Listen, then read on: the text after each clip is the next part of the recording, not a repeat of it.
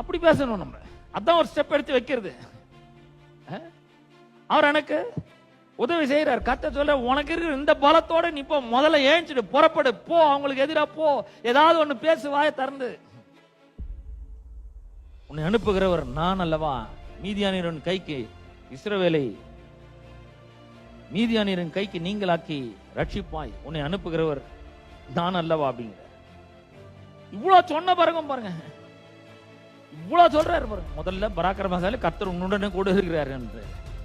அப்புறம் ரெண்டாவது சொல்றாரு, நீ உனக்கு இருக்கிற பலத்தோட போப்பா, உன்னை அனுப்புற நான் தான் அனுப்புறேன், நீ போ, நீ ரட்சிப்ப, இஸ்ரவேலை ரட்சிப்ப, மீதியானியரின் கைக்கு நீங்களாக்கி ரட்சிப்ப, நான் உன் கூட இருக்கிறேன் அப்படிங்கிறாரு. அதுக்கு அவன் என்ன சொல்றான் பாருங்க. முதல்ல சொல்லிட்டான் அவன், கர்த்தர் எங்களை கை விட்டாருங்க. இப்ப என்ன சொல்றான் பாருங்க, 15ஆம் வசனம். அதற்கு அவன், என் ஆண்டவரே, நான் இஸ்ரவேலை எதனாலே ரட்சிப்பேன்? இதோ மனாசேயில் என் குடும்பம் மிகவும் எளியது, என் தகப்பன் வீட்டில் நான் எல்லாரிலும் சிறியவன் என்றான்.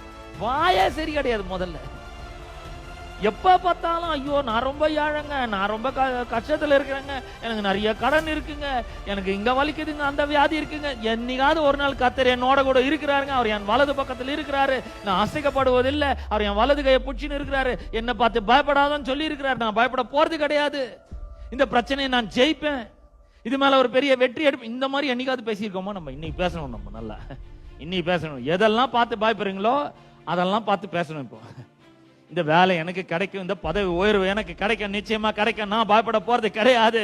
யார் வேணா எனக்கு துணை செய்யாம இருக்கலாம், யார் வேணா எனக்கு ஹெல்ப் பண்ணாம போலாம், எல்லாரும் என்னை கைவிட்டு இருக்கலாம், ஆனா கர்த்தர் என்னை கைவிடாமல் தேவனாய் இருக்கிறார். அவர் என்னோடு கூட இருக்கிறார். அவர் என்னை விட்டு விலகிறது இல்லை, என்னை கைவிடுறது இல்லை.